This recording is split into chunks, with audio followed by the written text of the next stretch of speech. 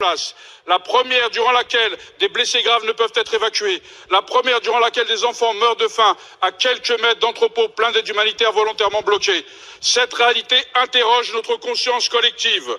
Quand des femmes accouchent au sol, sans anesthésie, quand des chirurgiens opèrent à la lumière des téléphones portables, sans eau, sans médicaments, quand l'odeur de la mort remplace celle de la vie, alors ce n'est plus une guerre, c'est un effondrement moral.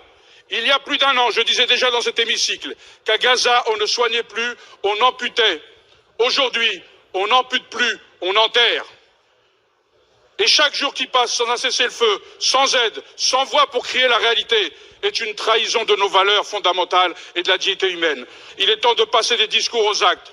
La France doit soutenir le droit du peuple palestinien à l'autodétermination et reconnaître sans tarder l'État de Palestine.